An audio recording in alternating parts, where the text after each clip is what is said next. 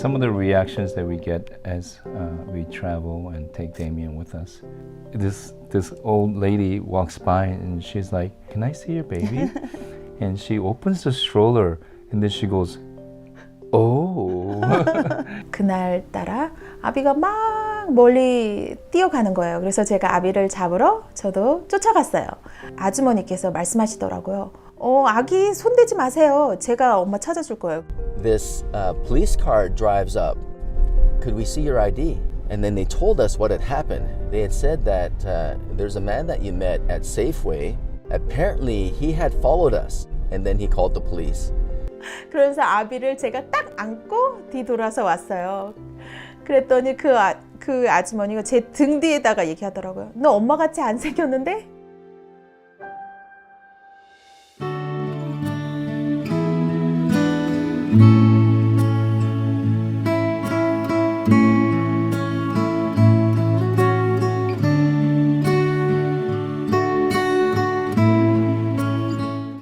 입양으로 조건 없는 하나님의 가정을 이루고 하나님의 말씀에 순종하며 사는 한 선교사 부부가 있습니다. 많은 사람들이 고아나 과부를 돌보라고 한 하나님의 말씀처럼 우리 소외된 어린아이들의 안식처가 돼주고 따뜻한 울타리가 돼주길 바라는 마음이 제일 큰 소망이라고 말하는 선교사 부부의 이야기를 들어봅니다.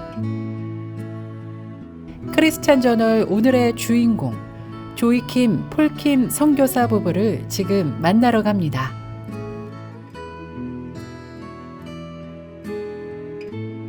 네, 안녕하세요. 조이킴이에요. 저는 폴킴입니다. 안녕하세요. 장성한 두 자녀가 있고요. 딸, 아들, 둘 다 결혼해서 콜로라도에 살고 있고요. 그 다음에 지금 18살 딸, 11살 아들, 이렇게 두 입양한 자녀가 있어요. 네. 한 거의 5년 전인데요. 2018년도 1월에 시작됐던 것 같아요. 미디어 선교사이신 벤 안이라는 분이 그냥 저희 가정 이야기를 나 비디오 클립으로 만들어 보고 싶다 해서 사실은 그렇게 해서 시작되었는데요. 비디오를 만들면서 또 더 많은 것들이 애드가 되면서 이거를 그냥 비디오로 멈추는 게 아니라 좀 다큐멘터리를 만들었으면 좋겠다. 그래갖고 I am 엄마라는 다큐가 이제 완성이 되었고요. 그러니까 저희는 이렇게 보시다시피 코리안 아메리칸인데 저희 아이들은 딸 아바는 에스토니아에서 태어난 아이고요. 그리고 데미안은 이제 캔사스시티에서 태어난 아이. 그러니까 보통 입양 패밀리의 그런 모습하고 좀 많이 다르니까 반대의 모습이죠. 주로 미국 분이나 이제 미국 분들이 아시안 아이들을 입양하는 경우가 많은데 저희 경우는 아시안 부부가 아시안 가정에서 이제 우리 백인 또 유럽 아이를 입양했으니까요. 그래서 이제 다큐가 완성이 되었죠. 네, 저희가 첫째는 이제 그 북한 탈북자 고아이들의 이렇게 파트가 있어가지고 그 선교하시는 분들을 이렇게 가끔 돕고 뭐 이런 일을 이렇게 하다 보니까 이 고아의 그 마음이 많이 있었고요. 근데 우리가 또 기도하면서 우리가 이제 어떤 식으로 이렇게 하나님이 이렇게 우리를 이렇게 사용하실까 이런 질문을 하고 기도했을 적에 이런 아이들이 이 미국에도 이렇게 도움이 필요하고 어려운 아이들이 많이 있다는 그런 거를 깨닫게 되면서 우리 데이미안을 이제 위탁을 이제 우리가 트레이닝 훈련을 받고 이렇게 하면서 데이미안이 오게 됐을 적에 참 미국에도 이런 아이들이 많다는 그런 걸 알게 되면서 꼭 해야 되는 그런 마음이 있었습니다.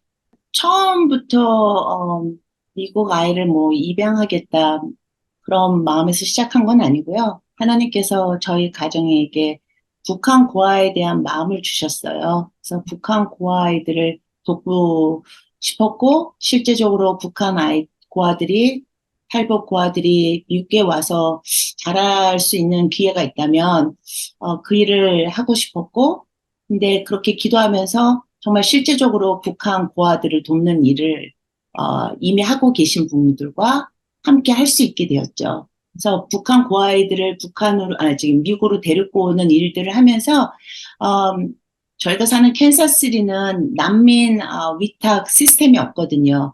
그러니까 난민 아동이거든요. 이제 말하자면 탈북 고아들이 태국을 거쳐서 미국으로 들어오면 이 아이들이 처음에 가서 자라나는 가정을 난민 위탁 가정에서 자라나게 되거든요. 근데 처음 비행기가 도착하는 그런 큰 도시에만 난민 아동 위탁 가정 시스템이 있는 거예요. 근데 저희는 캔사스이기 때문에 국제선이 직접 들어오는 도시가 아니죠. 그러니까 큰 도시를 거쳐서 와야 되니까 보통 일반 위탁 시스템밖에 없는데, 이 일을 같이 이제 추진하던 이제 국제 변호사가 기왕이면 준비하는 과정 속에서 위탁 부모 라이센스를 취득해 놓으면 일반적으로 받아야 할 교육도 다 받았고, 그 다음에, 백그라운드 다 체크되어 있으니까 훨씬 이 아이들이 미국에 들어왔을 때 저희 가정을 소개하는데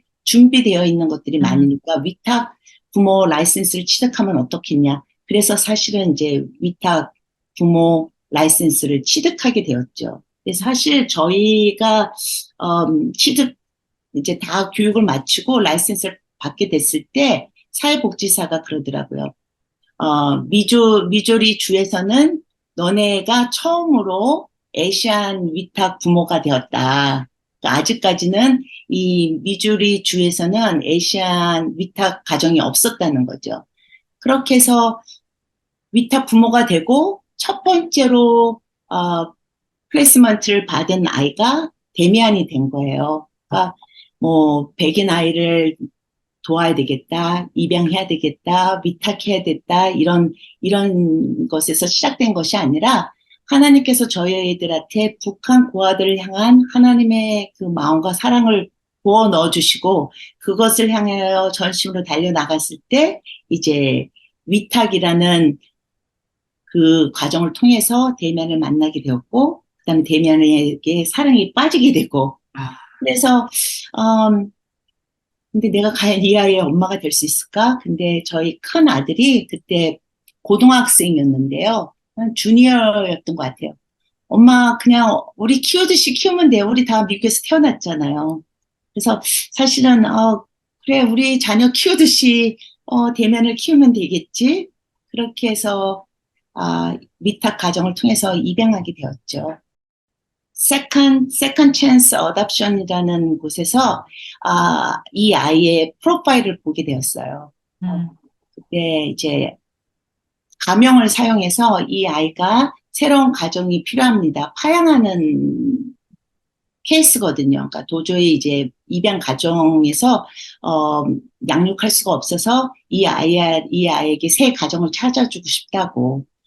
근데 그 프로파일을 이렇게 읽을 때 처음에는 일단은 12살이 넘었고 또 나이도 많고 그리고 뭐 여러 가지 이렇게 써 있었는데 일단은 나이가 청소년의 나이니까 그냥 덮어두었는데 가정을 못 찾아서 또 몇 주가 지난 다음에 이 아이 프로파일이 또 떠오르더라고요.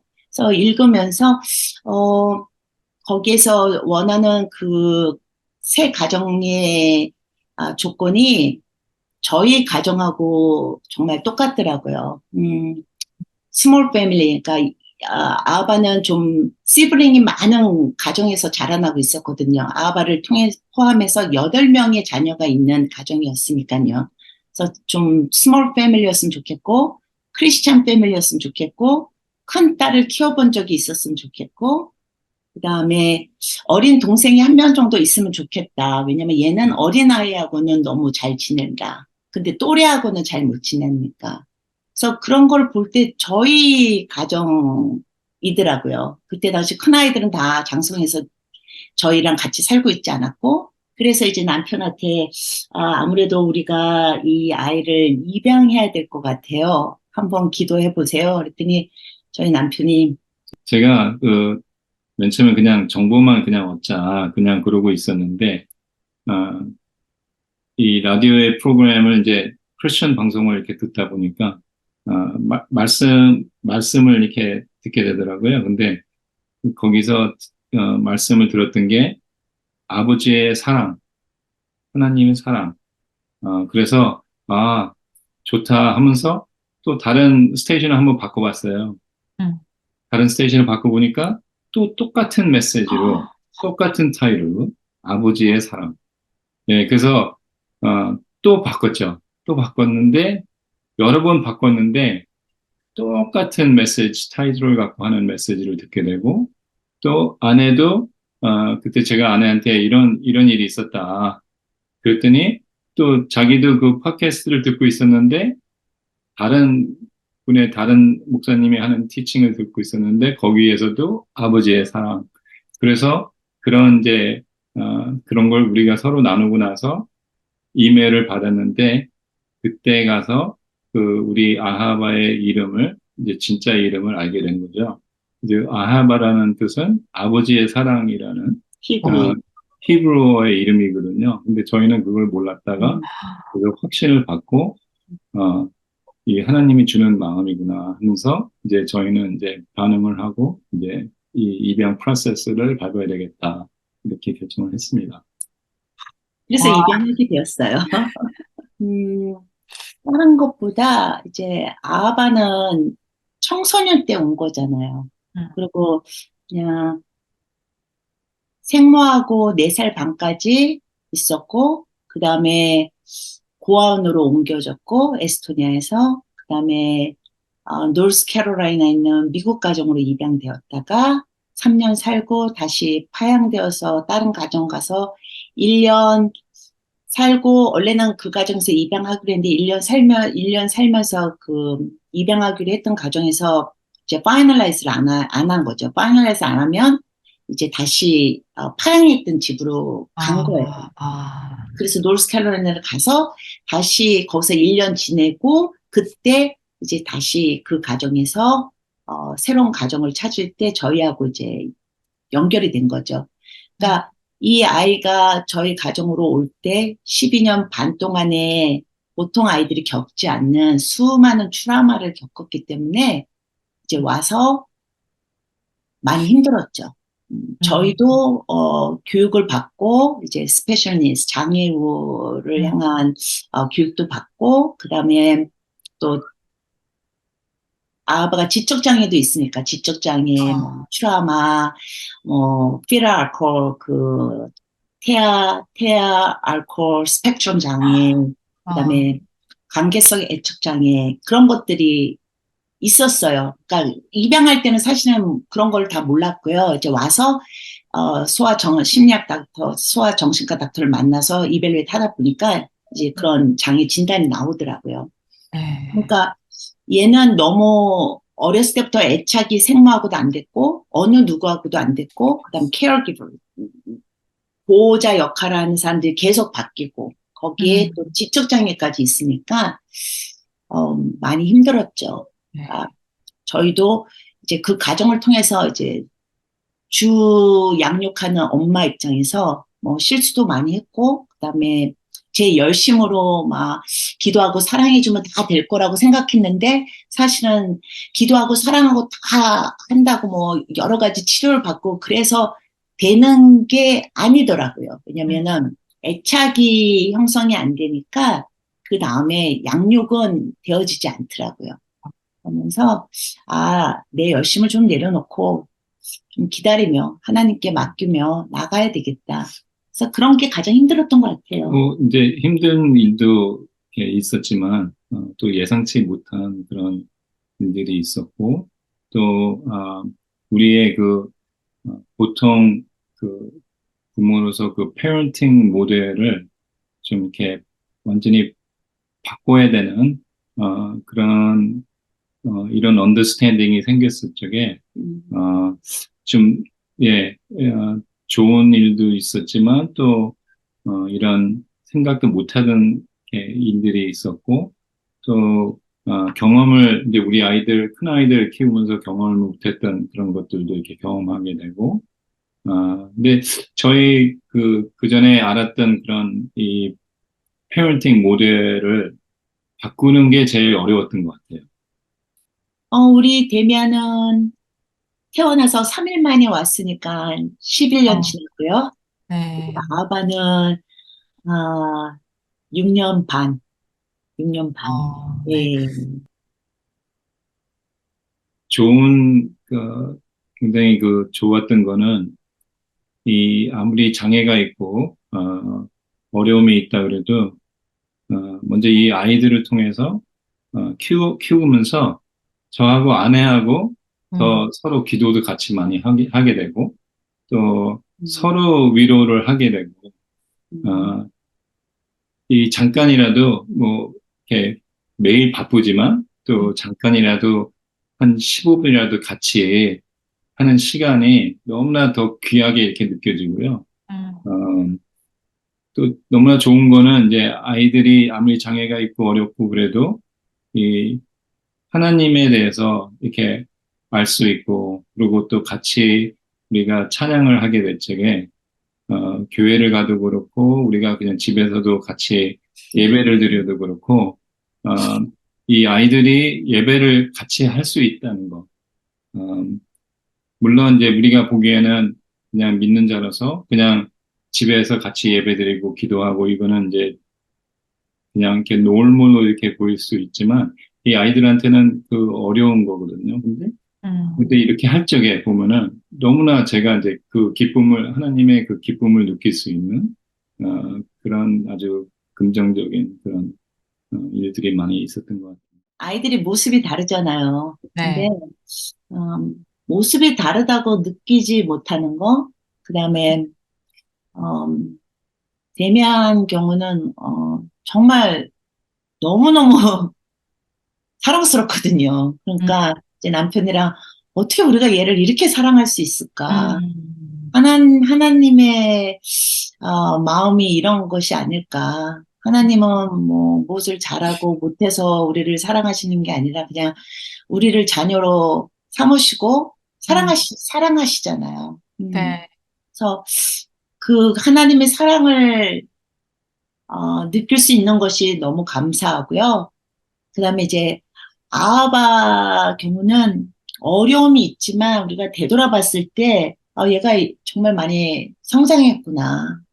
그리고 또 아바가 아니었으면 우리가 그런 관계성 애착 장애가 얼마나 힘든 것인지 태어나자마자 이 애착 관계가 건강하게 이루어지지 않으면 어떤 일이 일어나는 것인지 그런 것에 대해서 몰랐을 것 같아요. 그리고 영적인 것도 우리가 하나님하고 관계가 건강해야지 하나님을 신뢰하면서 이렇게 나갈 수 있는데 우리가 음, 하나님하고 관계가 건강하지 않고 하나님하고 정말 예수님하고 이렇게 붙어 있지 않는다면 음, 열매를 맺기가 힘든 거죠. 음, 그래서 물론 너무 힘들고 힘든 점도 많고 아바가 아직 우리랑 건강하게 부모와 자녀로 되진 않았지만 그래도 이 가정 속에서 얘가 자라나고 있는 것이 얼마나 감사한지 그 다음에 이제 성인이 될 준비를 하고 있잖아요. 이미 성인이 되었지만 이제 내년에 고등학교 졸업하는데요. 그 음, 다음에 이 아이가 얘 눈높이에 맞춰서 어덜트 라이프를 살아갈 수 있게끔 우리가 도와줄 수 있다는 게 그것이 부모가 있기 때문에 그렇게 할 수 있는 거고 또 이 아이가 가정 안에 있기 때문에 이 일들을 준비할 수 있는 거. 그래서 음, 그런 것들이 너무 보람되고 감사해요. 우리 좀 많이 이기적이잖아요, 요즘은 다. 네, 내 자녀. 네, 네, 중심이 그렇죠. 특별히 음, 또 젊은 세대들은 또, 딱, 네, 자기 중심. 네, 근데, 성경 말씀에 보면 하나님께서 우리에게 믿는 자에게 고아 가부를 돌봐라. 가난한 자를 돌봐라. 음, 나그네를 돌봐라. 아, 지극히 작은 자 하나에게 한 것이 예수님께 한 거라고 음. 분명히 많이 말씀하시거든요. 네. 그래서 뭐 모두 다 위탁하고 모두 다 입양하는 건 아니지만 조금 한 번쯤 이 방송을 보시는 분들께서 한 번쯤 하나님 앞에 그런 질문을 좀 해보면 좋겠다는 생각이 드네요. 하나님이 고아, 가보, 가난한 자, 나그네 그런 어려운 자들에게 무엇을 본인들에게 말씀하시는지 정말 이 아이들의 엄마로서 보람되고 또 어려운 점도 있었지만 저는 가장 이제 저희 주위에 또 위탁 입양한 가정들이 있거든요. 그들에게 이제 힘들 때마다 우리가 같이 공유하면서 또 결론 짓는 것은 이것은 너무 가치 있는 일이다. 이것은 너무너무 존귀한 일이다. 하나님이 기뻐하시는 일이다. 그래서 힘들지만 정말 가정을 오픈해서 한 아이를 위탁할 때 복음을 전하는 거죠. 저희들 경험으로 위탁으로 오는 아이들은 대부분 그 아이의 아이가 위험하기 때문에 원가정에서 분리시키는 거거든요. 그러니까 원가정의 이제 생모나 생부가 약물 중독이든가 아니면은 학대를 하거나 그리고 환경적으로 아이들이 자라날 환경이 아닌 뭐 노숙자이거나 그렇기 때문에 이렇게 왔을 때 우리가 일반적으로 그냥 우리 자녀들이 느끼고 경험하는 것을 얘네들은 이게 뭐지? 새로운 것들이 너무 많은 거예요. 예를 들자면 제가 음식할 때 에프론을 하고 음식을 하면 이 네. 아이가 와서 이게 뭐예요? 보통 애들 왜냐면 엄마가 그렇게 에프론하고 밥을 해준 적이 없으니까. 그리고 주 음식이 맨날 패스트푸드였으니까 보통 집에서 해주는 홈메이드 음식을 못 먹죠. 왜냐면 버거킹, 맥도날드 그런 것만 먹어버렸으니까. 그렇지만 이제 이 살아가는 과정을 통해서 이 아이들이 가정 안에서의 엄마의 모습을 보고 아빠의 모습을 보고 우리가 위탁 부모지만 그러면서 가정에 대한 이해가 있죠. 그다음에 또 정말 같이 예배드리고 또 우리가 교회 가니까 같이 교회 가고 그러면서 또 예수님을 알게 되는 거죠. 그래서 너무 귀한 일이라고 봐요. 그래서 그리고 정말 이렇게 그런 아이들을 가정 안에서 양육하게 된다면 또 우리 사회에 위탁 시스템에 들어와 있는 아이들이 입양된다면 그런 아이들이 줄어들겠죠. 저는 그 야고보 1장 27절에 보면은 그 고아와 과부들을 돌보라고 하셨잖아요. 근데 이 위탁과 입양을 통해서 그런 일을 조금 이렇게 할 수 있지 않을까.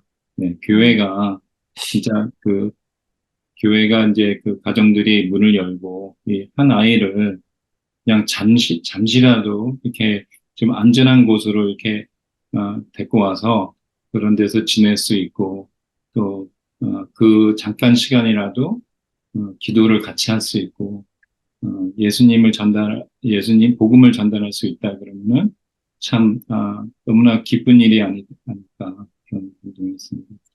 먼저 하세요. 저는 이 기도 제목이 우리 그 이민 교회들이 특별히 미국에 있는 이민 교회들이 한인 교회들이 더 입양의 이 adoption movement에 더 이렇게 적극적으로 인버블 됐으면 좋겠습니다. 그래서 하나님이 그 하트를 열어주시기를 그런 기도를 좀. 네.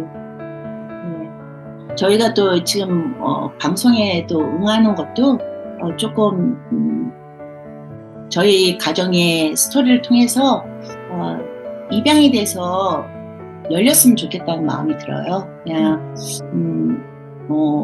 저희들이 어린 자녀들을 키우기에는 늦은 부모님인데 그런 환경과 상황을 좀 벗어나서 하나님의 마음에 반응하는 믿는 자들이 일어났으면 좋겠다는 마음이 들어요. 우리가 하나님이 하시고자 하는 일을 제한하지 않고 정말 하나님이 초대하는 것에 믿음으로 발을 딛는 그런 가정들이 일어날 수 있도록 저희의 가정 이야기가 그렇게 쓰임받고 싶고요.